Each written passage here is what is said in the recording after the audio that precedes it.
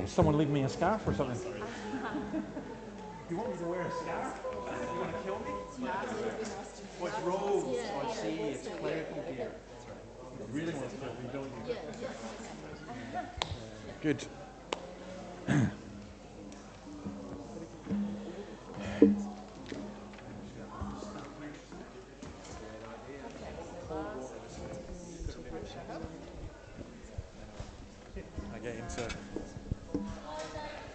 It's kind of like a comfort thing, isn't it?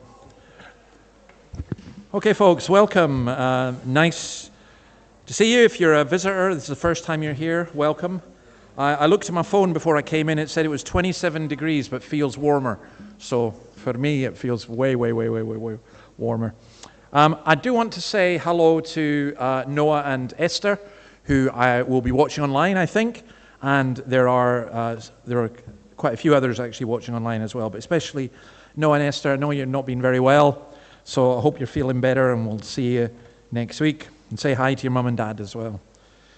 Okay, we're going to begin by singing the song Light of the World. Let's stand and sing this.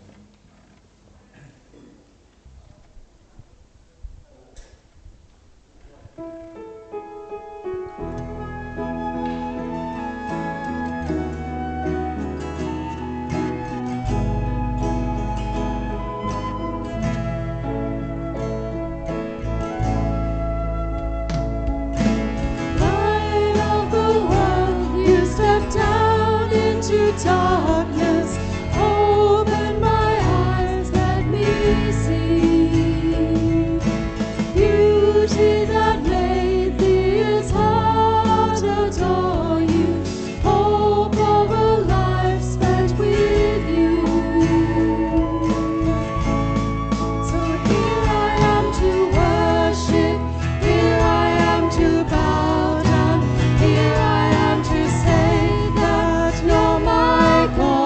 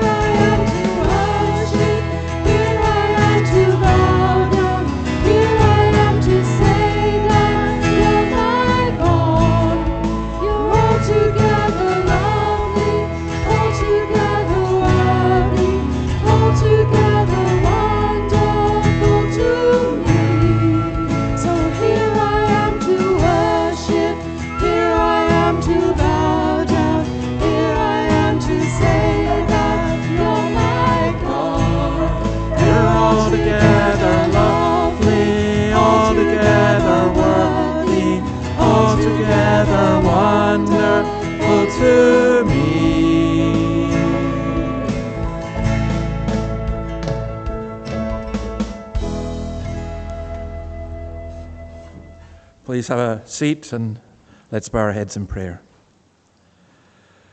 Lord, we've come here to worship you, and we pray that you would enable us to know what that is.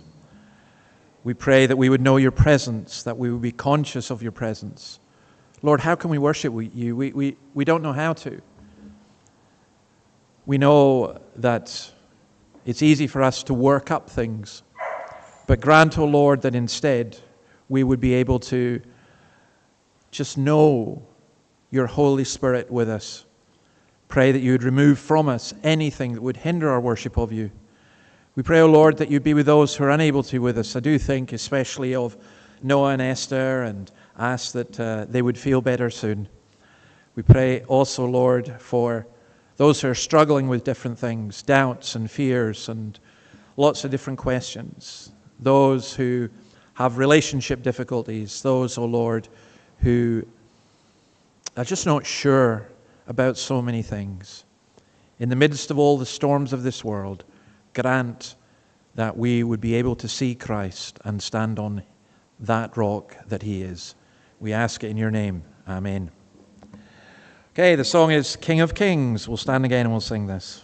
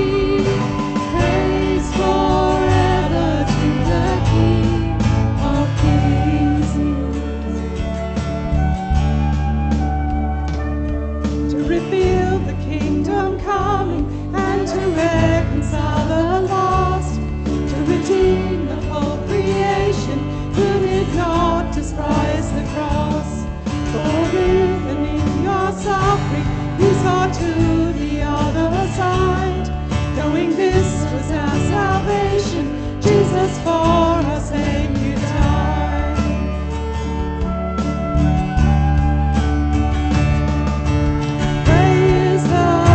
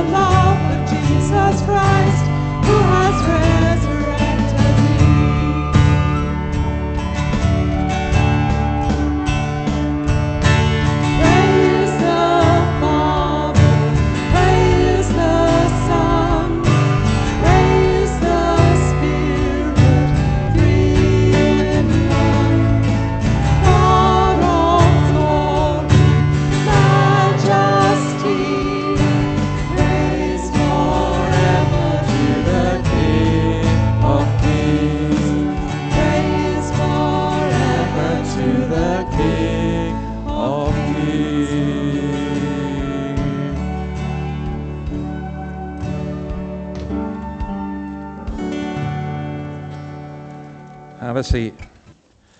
Just a couple of notices. It's the first Sunday of the month, and we always have some refreshments afterwards on the first Sunday of the month, so that'll be through in the hall. There is a ladies' afternoon tea on a Saturday. Which Saturday? 15th. So there's a sign-up sheet through there. Please do feel free to sign up. There's also a joint service in the cathedral on Thursday. I've no idea what it's a joint service of. All I know is I'm praying at it. So that's Bev. Tell us.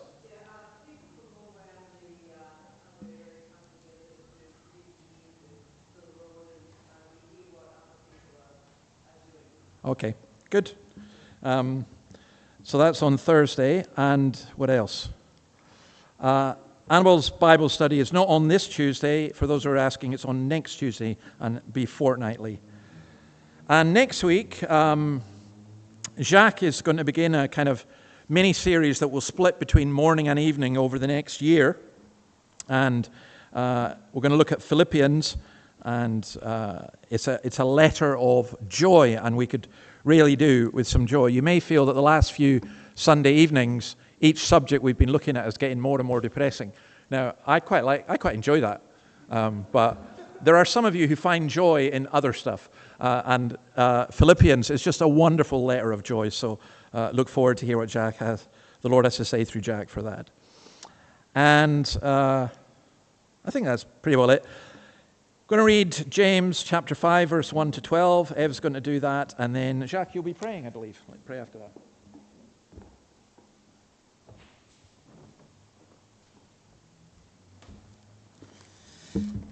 Good evening, everybody. James chapter 5, verses 1 to 12. Now listen, you rich people. Weep and wail because of the misery that is coming upon you. Your wealth has rotted. Your moths have eaten your clothes. Your gold and silver are corroded. Their corrosion will testify against you and eat the flesh like fire. You have hoarded wealth in the last days. Look, the wages you failed to pay the workmen who mowed your fields are crying out against you. The cries of the harvesters have reached the ears of the Lord Almighty. You have lived on earth in luxury and self-indulgence. You have fattened yourselves in the day of slaughter. You have condemned and murdered innocent men who were not opposing you. Be patient then, brothers, until the Lord's coming. See how the farmer waits for the land to yield its valuable crop, and how patient he is for the autumn and spring rains. You too, be patient and stand firm, because the Lord's coming is near. Don't grumble against each other, brothers, or you will be judged. The judge is standing at the door. Brothers, as an example of patience in the face of suffering, take the prophets who spoke in the name of the Lord. As you know, we consider blessed those who have persevered. You have heard of Job's perseverance and have seen what the Lord finally brought about. The Lord is full of compassion and mercy. Above all, my brothers, do not swear, not by heaven or by earth or by anything else. Let your yes be yes and your no, no, or you will be condemned. This is the word of the Lord.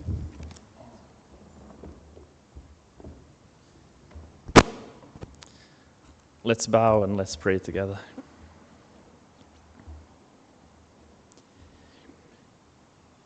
Heavenly Father, we thank you that we have this opportunity on the Lord's Day today to gather together in love and togetherness in unity, and together as your people. We give thanks that we have this opportunity in Christ, our Lord, our Savior, to draw near to you in prayer. And Father, we reach out to you as our Heavenly Father, as the one who is wise, who knows and understands all things. We pray as those who do not. We pray as those who search and who wander and are lost.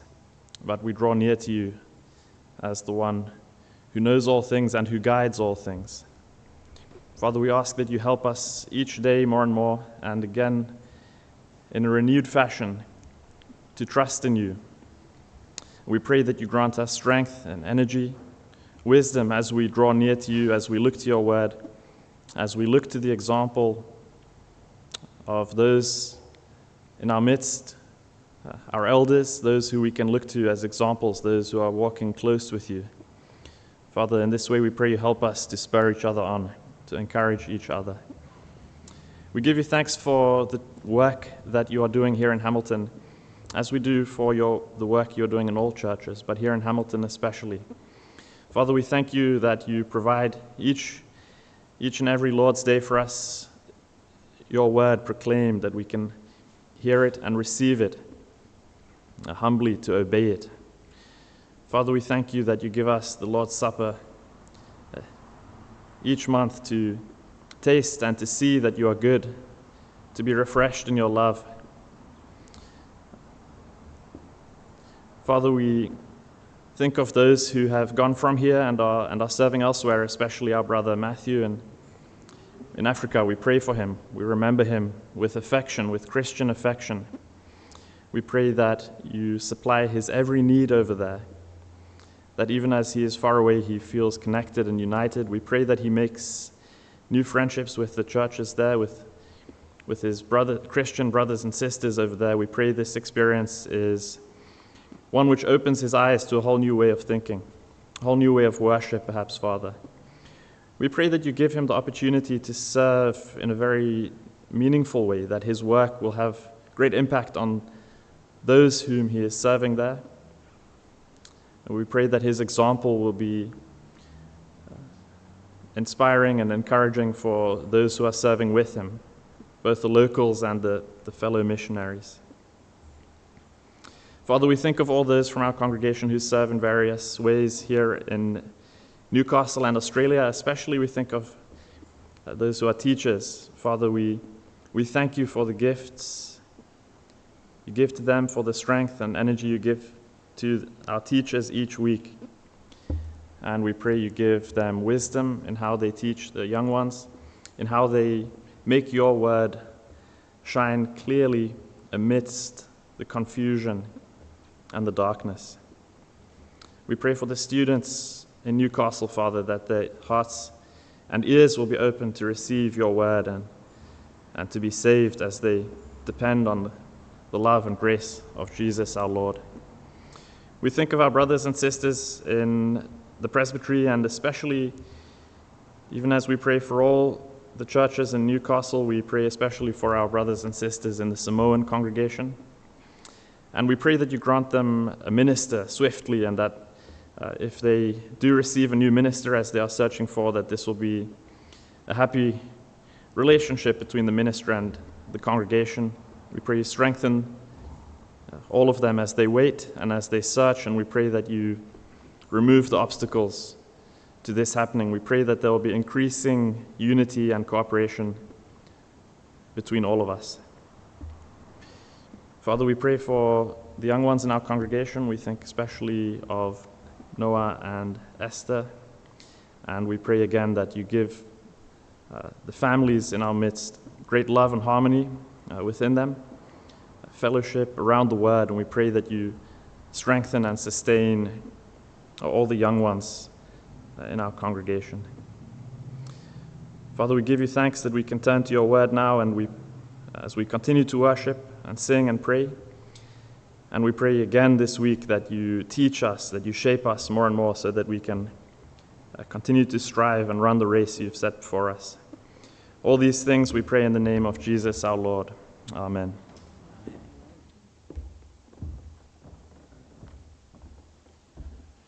Okay, before we turn to look at God's word, let's sing from that word. Psalm 10, verses 12 to 18, which is a song we've sung before, but just to explain again for those who don't know, it's a song asking God to stop the power of the wicked. So let's sing that.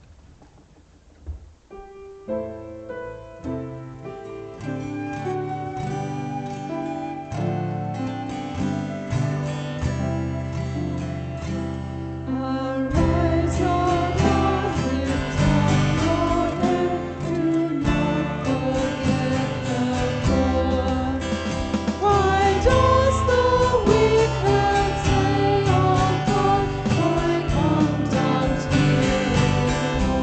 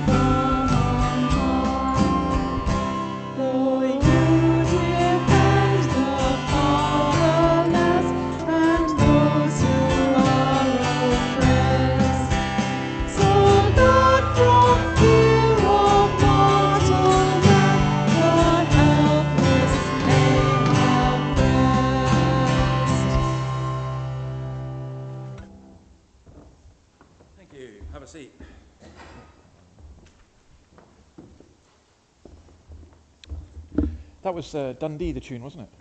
Yep. See, that's a good Scottish tune. Now, I was at the Burns night in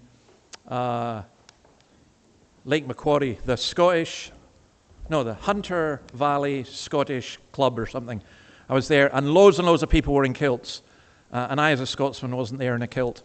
And it was really nice at one level. Music was great. The haggis was good, believe it or not. But there was something that was quite sad about it too. And let me say what it was. When the Scots came out here, they came and they brought their churches, hence Scots Kirk here. And there was a whole tradition, if you like, of family worship, of reading the Bible, of prayer, and so on. And people last night wanted to mention the heritage of Scotland and Rabbi Burns and so on. What they didn't realize was that Rabbi Burns actually wrote some versions of the Psalms. And I read a poem about him, how at the end of his life he was regretting some of his sins. And I just thought it's sad that we choose to remember some things and forget other things. And that's what we're going to look at tonight. We're going to look at this whole question of justice. We're going to look at Ecclesiastes chapter 8. And Ecclesiastes is a very strange book in the Bible. It's the kind of book that you read it and you think, is that really in the Bible? And it is, and I think it's an absolutely wonderful book, and I think there's so much that we can learn from it, and I hope we have been learning from it. So let's go to chapter 8. This is, for those who've not been here, these are the words of Solomon.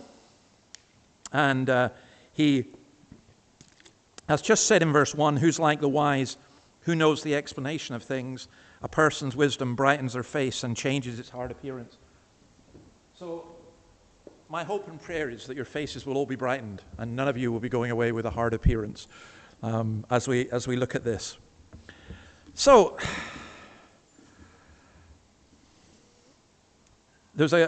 I'm sorry for being so Scottish just now, but there's a great Scotsman, David Hume. I'm reading his biography. Great in one sense, sad in another sense, because he was responsible for what was called the Scottish Enlightenment, which wasn't really an enlightenment at all. And he said this: the life of man is of no greater importance to the universe than that of an oyster. Now, much as I love oysters, you are actually more important than an oyster. And that is important for us to realize. But we live in a world in which there's a great deal of injustice. And you can look at different ways of seeing how that is. I remember hearing Bob Geldof, who's actually coming to Newcastle in a month or so's time.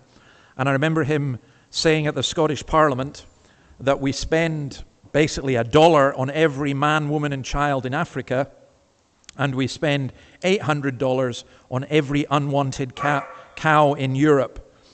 And he asked why things couldn't be better. So that's what we're looking at.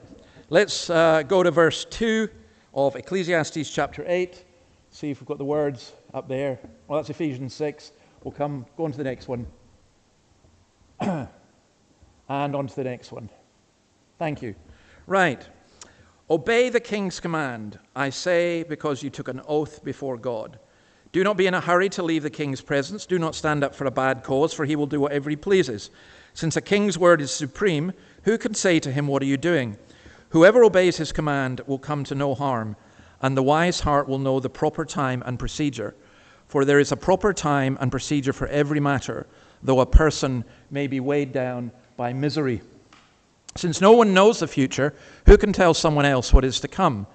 As no one has power over the wind to contain it, so no one has power over the time of their death. As no one is discharged in time of war, so wickedness will not release those who practice it.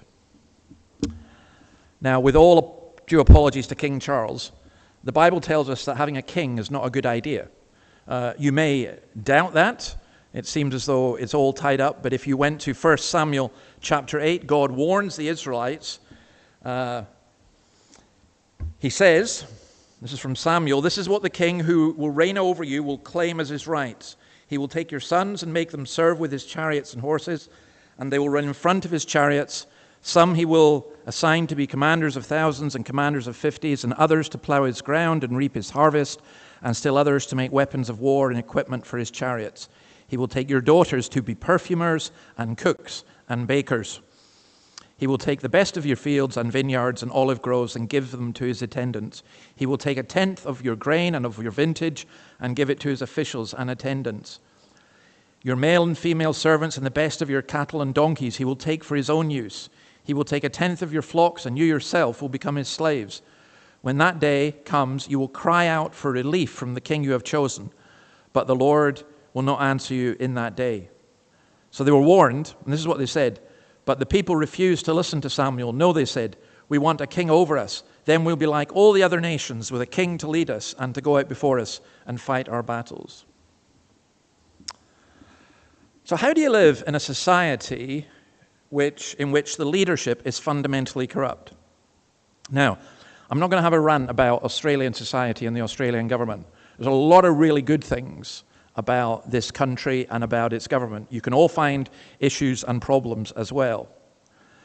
But there is a danger that as a society rejects its Christian roots, it becomes more autocratic.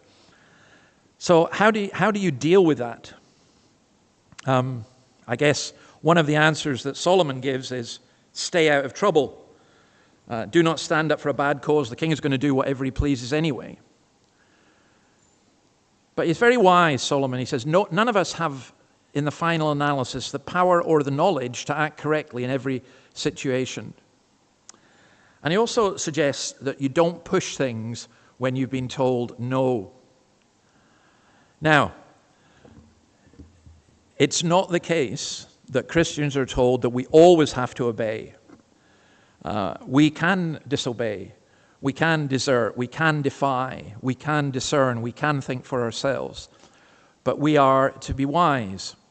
Nehemiah served a despotic king, and he waited until it was the right time to approach the king. And I would suggest one thing for us is we need wisdom to live in this complicated and evil world. I can tell you very easily how to get arrested in this country, okay? And I don't mean just go out and steal something. But we have to be wise in the way that we deal with things. Think of Queen Esther approaching the king. Now, some of you, if you're a feminist, you might say, this is ridiculous. She had to have perfume and baths and everything for 6 months. Now, those of you who complain about your wives or girlfriends taking a long time to get ready, 6 months is a long time to get ready. And that's what happened with Queen Esther. She had to go through all of that, and she was, in one sense, treated like a slave. Yet what is absolutely remarkable is when she approached the king, how she approached him, and what she did. Or I think of the prophet Nathan approaching David. He didn't walk up to King David and say, you're a miserable sinner, you did terrible things. He told him a story, and then David said, wait a minute, this is ridiculous, this story, this man who behaved like this. And then Nathan said, well, that's actually you. So that's a wise way of dealing with things. So in verse 7, it's very interesting. Since no one knows the future, who can tell someone else what is to come? I quite like reading at the beginning of every new year, Nostradamus, what he's predicted for the year. And he's always got something that's right, but he's got loads of stuff that's wrong. We don't know what's going to happen. And I think we should be very wary of politicians and of preachers and of anyone who says, this is going to happen. I guarantee you this. If we'd gone 5 years ago, none of you would have predicted where we are today. Or 10 years ago, who would have predicted that a reality TV star would be president of the United States twice? Or that Elon Musk, a South African Democrat, would have such an influence? Who would have predicted some of the crazy stuff that's going on in the world? We don't know. Who can tell someone else what is to come? We don't know. Earlier, Solomon has said there's a time for everything, but sometimes we can't see, and we don't know the time. I remember speaking to an older man who said that he'd lived all his life in his country, and as he was coming to the end of his days, he could not understand it anymore, and he couldn't understand what was going on. And then verse 8, not just that we don't know, but no one has power over the wind to contain it. I was kind of amused, and I'm not making a political point here, But, well, it's kind of, I suppose. I was quite amused to read that in the UK just now, it's really cold, and they're like really keen to have electricity. And they've relied a lot on the wind. And so they calculated that X number would result in this amount. One just slight problem that occurred over the whole of Europe for about the past week, it's basically been becalmed. There's no wind. And so they're really struggling to get energy. The point is, he's saying, we can't control the wind. And no one has power, he says, over the time of their death. We can't control the king, we maybe can influence. We can change a corrupt regime, but there are things we cannot change. We cannot lock up or confine our spirit. Our longings, impulses, and convictions, we really struggle. We're not even master over our own spirit, and we're certainly not master over our own death. And by the way, that's another thing culturally we really need to think about. There is something really horrible about the teaching that human beings can have the right to choose the time and place of their own death. We don't. We can't do that. And when we do it, we end up creating injustice. As no one is discharged in time of war, so wickedness will not release those who practice it. And here's what he's saying. There's a limitation in war, and there's a limitation in wickedness. In other words, all of this, he's saying, there's a limitation in human power. So all of this section, when we're saying what's wrong with society, all of this section is saying one big problem is the human will. We think we can control nature. We think we can control our spirit. We think we can control death. But we can't. And it's funny, there are people who are control freaks. I'm not looking at anyone in particular, says he, looking at people, but I'm deliberately trying not to look at anyone in particular. But you know what a control freak is? Someone who's just got to have everything the way that they want it. And to some degree in our lives, we're like that. And that's understandable and not always entirely wrong, except this: we need to recognize the limitations of our control. So verses 9 to 13 deal with the human heart. All this I saw, he said, as I applied my mind to everything done under the sun. There is a time when a man lords it over others to his own hurt. Then too I saw the wicked buried, those who used to come and go from the holy place and receive praise in the city where they did this. This too is meaningless. When the sentence for a crime is not quickly carried out, people's hearts are filled with schemes to do wrong. Although a wicked person who commits 100 crimes may live a long time, I know it will go better with those who fear God, who are reverent before him. Yet because the wicked do not fear God, it will not go well with them, and their days will not lengthen like a shadow. Now, again, what's wrong with human society is the will and the heart. The wicked buried. Now, to understand what he's saying there, to be given a proper burial was considered part of honorable treatment in Israel. That's why, by the way, that's still the case. That's why families of hostages in Gaza, the hostages who have died, they still want their bodies back because they want to give them a proper burial. And what Solomon is saying is, there's something here that's not right. There's something here that when the wicked are given honor in burial, they are praised. And what he's doing is he's complaining about injustice. And injustice is absolutely awful. You hope that we would live in a just society. If someone does something to you that's wrong and causes you a great deal of harm, you hope that the justice system will deal with it. There's a famous trial lawyer in the United States called F. Lee Bailey. I don't think he's still alive, but at one point he said this: in America, an acquittal doesn't mean you're innocent, it means you beat the rap. I'm not sure that's entirely fair. It's a bit cynical, but the poet Robert Frost defined a jury as 12 persons chosen to decide who has the better lawyer. That's pretty rough, isn't it? If there's a case and it depends on who's got the money to employ the best lawyer. And so what Solomon says is, this actually happens. There's nothing new under the sun. That's the great thing I love about the Bible, by the way. I'm talking from a book that's 3,000 years old, and everything it says is applicable to where we're at today. The trouble is, if people get away with injustice, then they think they can just do whatever they want. 2 Peter chapter 3, verse 4 says this, they will say, where is this coming he promised? Ever since our fathers died, everything goes on as it has since the beginning of creation. You see, there are people who are genuinely motivated by a fear of God. If I do this, then God will call me to account for it. That's not a bad thing. But Peter is warning us that in the latter days, there will be those who say, I don't care about God. Who cares? Why bother? Where's this God? What's he doing? And so they mock. And then people get away with injustices, and so they continue to do them. We've been talking about what was perceived as the situation in Bowman Street, and I was speaking to one of the shop owners, and it's really sad because he's an immigrant man who's come from India. He's doing his best with a small shop, and he has to account for losses where people just walk in and they don't even pretend. It's not like they wait to hide. There's no point, he said, even with a CCTV camera, because what they do is just take what they want. They go away and say, what are you going to do? You're going to try and stop me? What will the police do? Are they going to arrest me? And if they arrest me, what will the court do? Are they going to send me to jail? No, they're not going to send me to jail. I don't care. Let them do what they want. They're not. And so they get away with it. I mean, I was astonished when the man told me that, but I believe him, absolutely.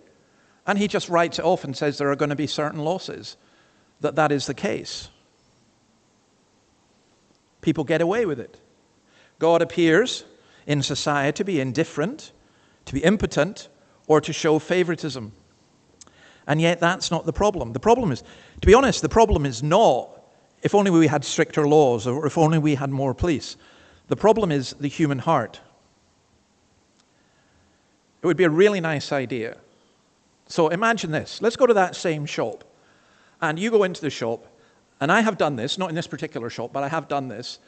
I bought something, and maybe I got something else, and I paid for one of the things, or the shopkeeper only charged me for one, and let's say there's a couple of others. And you go away and you realize that was really cheap, and then you look at your bill or whatever, and you go, oh, hang on a minute, he only charged me for one. What do? Do you say, oh, that's great, I got away, I've got a couple of free things. But what if you went back and said, look, I'm really sorry, you didn't, we would go back if we were overcharged, wouldn't we?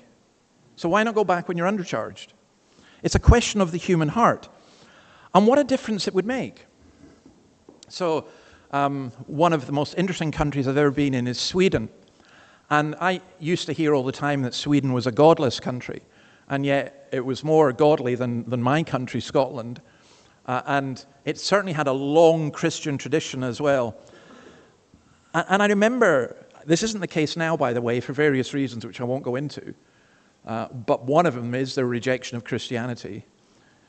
But I remember being there and being utterly astonished how in towns, not just rural places, people just left their doors open. When you have a society that's like that people feel that they can trust their neighbors. We've just applied as a church here for a grant from the New South Wales government. For what? For security around the building. Isn't it horrible we have to do that? There's just something sad about that kind of culture. The more we get away with things, the more our hearts will be filled with wickedness. So, what Solomon is arguing is human beings are limited in power and wicked. Then verses 14 to 16, he talks about the human mind. There is something else meaningless that occurs on earth. The righteous who get what the wicked deserve, and the wicked who get what the righteous deserve. This too, I say, is meaningless. So I commend the enjoyment of life, because there's nothing better for a person under the sun than to eat and drink and be glad. Then joy will accompany them in their toil all the days of the life God has given them under the sun. There's something else meaningless. What's he saying? He's saying, I don't understand this. This doesn't make sense to me. A confession of ignorance is the first step towards true knowledge. I love what Paul says to the Corinthians, 1 Corinthians 8:2. If anyone thinks that he knows anything, he knows nothing yet as he ought to know. You get people sometimes, they're kind of, I want to lead a Bible study. You think, oh yeah, okay, go for it, at one level. But why? Because you think you know something? You get guys come out of theological seminary and they're kind of like, oh, I've got all this to tell people, which is wonderful. But you think you know nothing? You know something? We know very little. I mean, how can I say that? Because I'm a person who stands up here and speaks as though I know a lot. And to be honest, I've got probably an opinion about everything, but it's largely ignorant. There's a lot of stuff that I don't know. The person who wants to learn God's truth must possess honesty and humility. Harvard philosopher Alfred North Whitehead said this: not ignorance, but ignorance of ignorance is the death of knowledge. Ignorance of ignorance. Isn't that incredible? That what if you said, I don't know that I'm ignorant.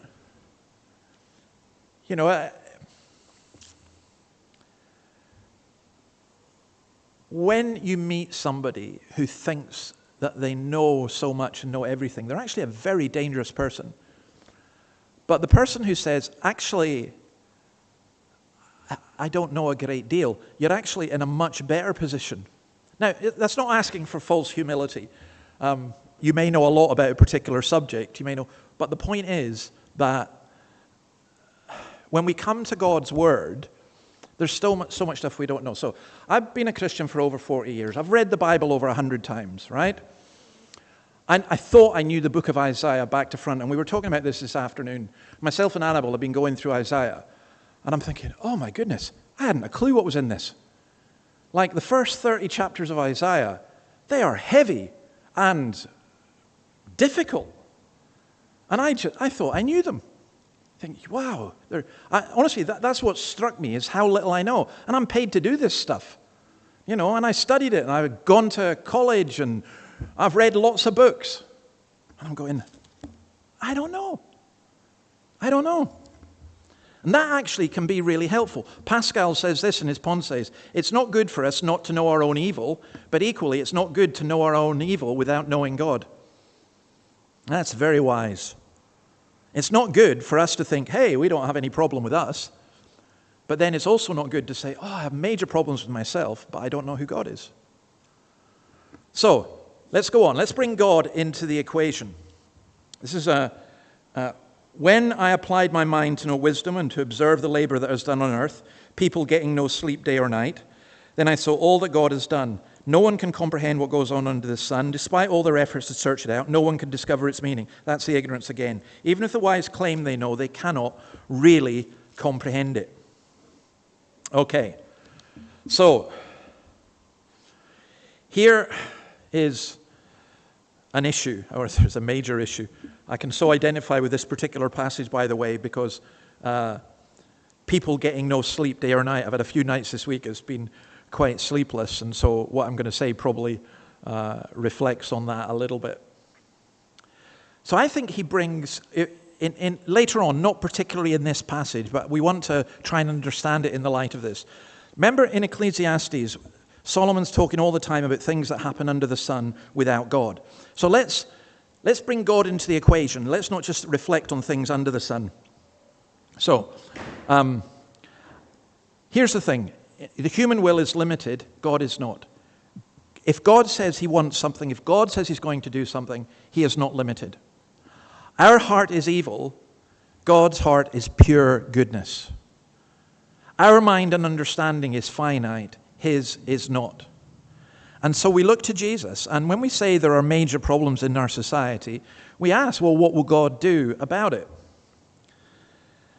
And there is a day of justice. The lengthening of the shadow points perhaps to the shadow of death, or what comes afterwards, the blackest darkness. They are wild waves of the sea, foaming up their shame, says Jude, wandering stars for whom blackest darkness has been reserved forever.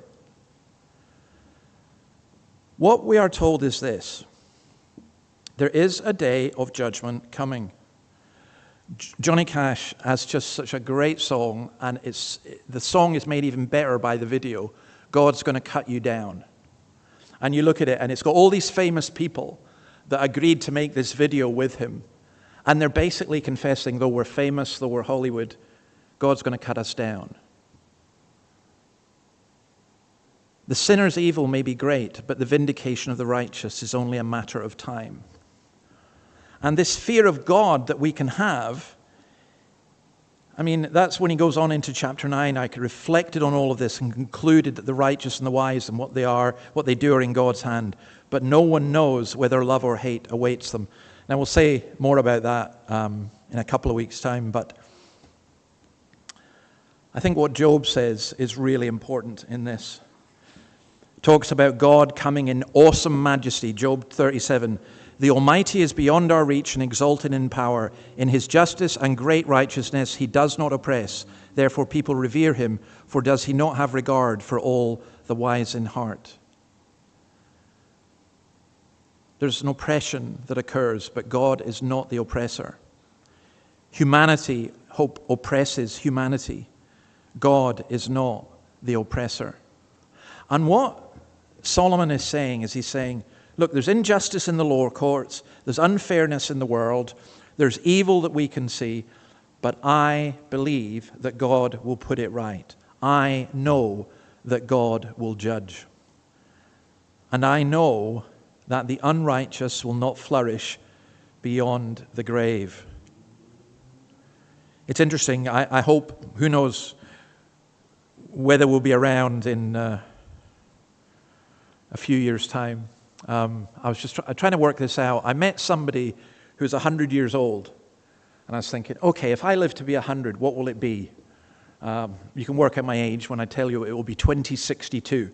And by then, my Australian residency should have come through. You know, the Australian government seems to have a concept of eternity which fits in very well with... Oh, no, sorry. I didn't say that. Terry, don't record that. But, you know, look, what's it going to be like? Imagine, all the people we think about, never mind in 30 years' time. There are people I remember from when I was in my teens and 20s, you know, none of you have ever heard of. You know, they're just going to go. What are you worried about? You worried about Trump? You worried about Putin? You worried about Albanese? They're just going to go. They're not going to be there. All these things. Why are we so concerned about all these things and not focused on eternity and the God of eternity? So let me come back to this and just answer it. How we get justice. I think we get justice by relying on God. We get justice by reflecting God. We get justice by realizing that God is going to bring justice. It may not be in this life. That's sometimes why it's okay in a court for the guilty to get away, because there isn't enough evidence against them. Even though you may suspect, you may even feel that you know that they're guilty, because there isn't enough evidence, what can you do? You rely on the fact that God will bring justice in the end. And I think that in verse 14, the righteous get what the wicked deserve, the wicked who get what the righteous deserve. It is meaningless. If that's all there is, it is a real meaninglessness. It's interesting. If humans are the problem, what should we do? Now, interesting, there's another group who believe that humans are the problem. I came across an extreme version of this group this week. I can't remember exactly what they're called, but basically they believe that it's wrong for humans to exist on Earth. These are humans who believe that it's wrong. And there's one guy, I thought this was a great story, and I thought it was a laugh until I realized he's for real. He's a Swedish guy who's suing his parents for giving birth to him. Now, that's kind of a rough deal. You know. But why? Because he belongs to this group which says it's wrong to bring humans into the world. And there are people who actually think that. Because humans are the problem. Well, maybe. Except this. The Bible doesn't have that view. The Bible says that human beings are made in the image of God and that we are to reflect that. And yes, when we turn away from God, we do become the problem. We do become responsible for wars and other things. So In this passage, he's saying, without God, you end up with sleepless nights and restless days. And that's where I was feeling a little bit convicted, because, he gives his beloved sleep, so am I not his beloved because I've not been sleeping very well? And I've justified it in this way, saying it's the sins of other people that have been bothering me. But we do. You can end up with sleepless nights and restless days. Some of us, we must be content not to know everything. If you're the kind of person who lies in bed at night thinking, how can I fix this? How can this be dealt with? You're going to have sleepless. At some point, you've got to say, I will both lay me down and sleep. And pray for God to give you peace in the midst of all that turmoil in your head. I mean, some of you have experienced this, haven't you? You've lain on your bed and your thoughts are going, and if you could capture them, you'd make a fortune. But you're just all over the place. And instead, you just need to say, whoa, chill. I'm going to sleep. I need to rest. I can't solve all the problems in the world. We can claim to know too much.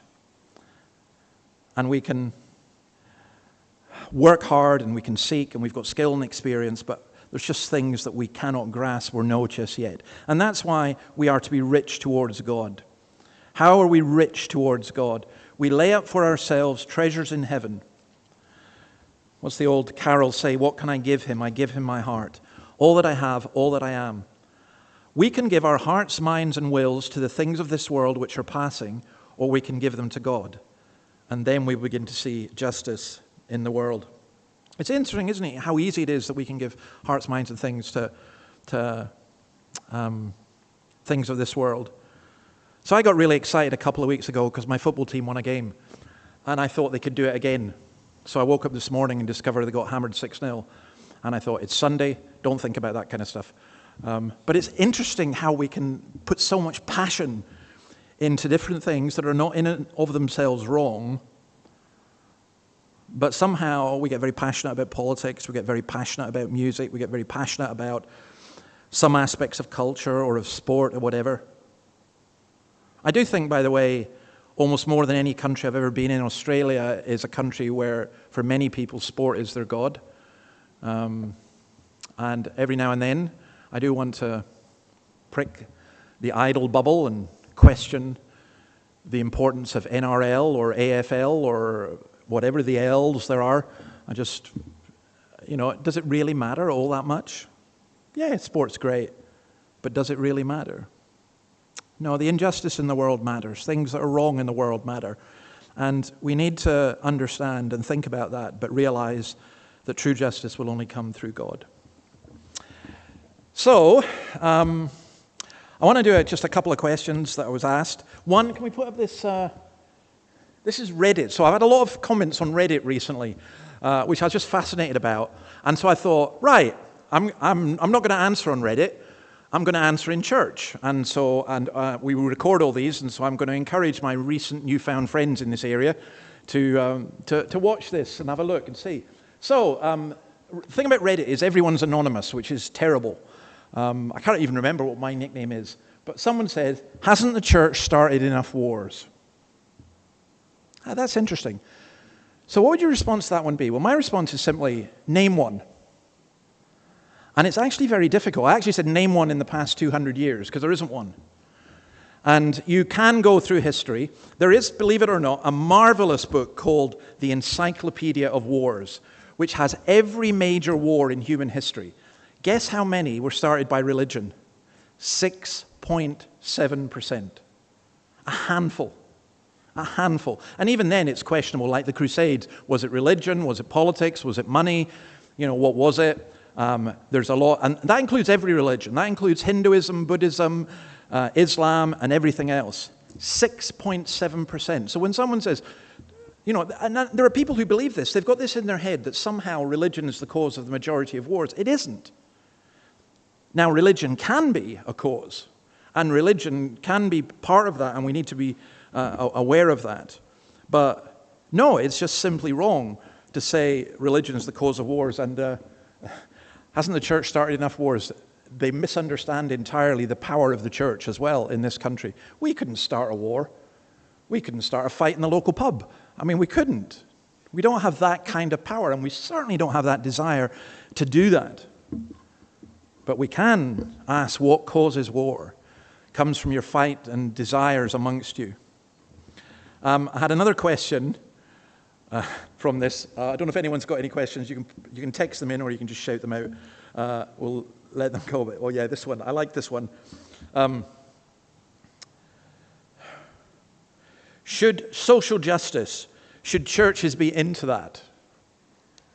Okay. I'm tempted to let my friend Steve answer this one, and others. Look, what do you mean by social justice? That's the issue. The answer is, should we be into justice? Yes. And do we want justice in society? Yes. But in our culture, there are people who are called social justice warriors. And what they do is, it's not really about justice. They pick on particular issues, and then they say, we want this, this, this, and they often come up with very simplistic answers. I actually genuinely admire people who are looking for justice. But I also want them to be intelligent and honest and humble and say, we need to ask what justice is. So I do think it's unjust that in one of the wealthiest countries in the world, there are so many people who can't get housing. I think it's unjust that 1 in 4 Australian children, I still can hardly believe it, live in relative poverty. There are lots of things that are unjust. I think racism is unjust. By definition, it's unjust. And there are so many things that are wrong and unjust. But how are we going to get justice? And that's what I was trying to talk about. All right, I think that's all I've got. I think we will leave it there unless anyone wants to say anything. Yes, go for it.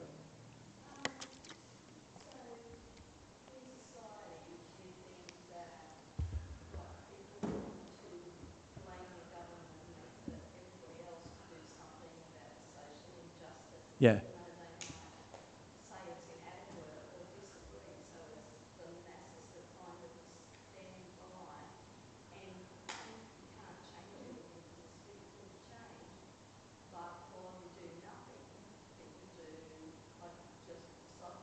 Yeah. Yeah. So what you're saying is, I'll repeat what you're saying is, in society we like to blame the government. You know, it's the government's fault. Yeah. And also, it's not my problem and there's nothing I can do about it. That's not strictly true. Obviously, it's not true. You can't save the world, and to be honest, you can't save anybody. But what you can do is be kind to people. What you can do is offer the opposite of some of the experiences that people show. So, I was in Lord's coffee shop, and I was very impressed. A lady came in who obviously had issues and problems. They knew her, and they said they would give her a coffee and they would take it out of their charity jar or whatever it was. But this person just said, no, don't do that. Leave the money in the jar. Here, I'll pay for it. Well, good for them. You know, a tiny thing. But there's lots and lots of things that we can do in that regard. And also the wider things. So we're talking about, Jack was praying for Matt Wigney. Where is he just now? Nigeria. You know, there's a lot of injustice there. And I think going out there and helping with hospitals and so on, it's really helpful. So I would never say we can't do anything. And I would never say just go for the big stuff or never blame the government. But I would say if you are going to talk about justice, you better make sure you do it. He has shown you, man, what is good.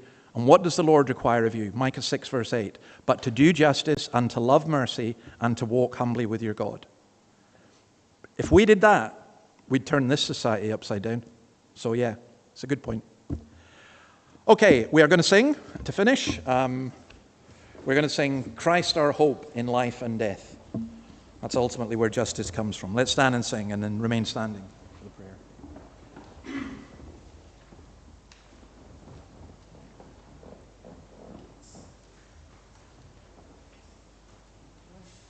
2, 3.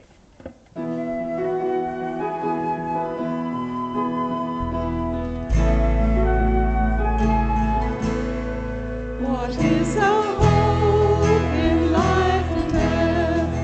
Christ alone,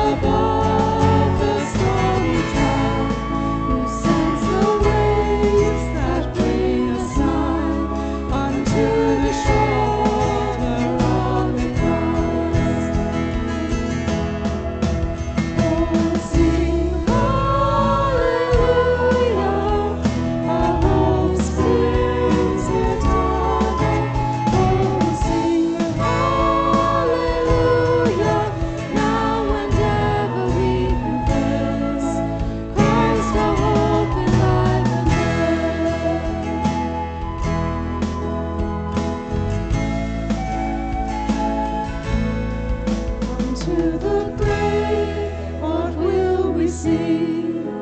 Christ He lives, Christ He lives, and what reward will heaven bring? Everlasting life with Him, then we will rise to meet the Lord, and sin and death will be destroyed, and we will feast in endless joy, when Christ is ours forevermore. Sing hallelujah, our hope springs eternal. Oh, sing hallelujah, now and ever we confess Christ our hope in life and death. Oh, sing hallelujah, our hope springs eternal. Oh, sing hallelujah, now and ever we confess Christ our hope in life and death. Now and ever we confess Christ our hope in life and death.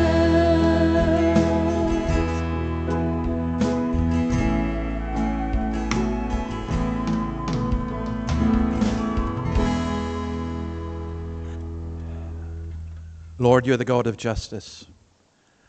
And sometimes we see the injustice in the world and we say, come, Lord Jesus, come. End it.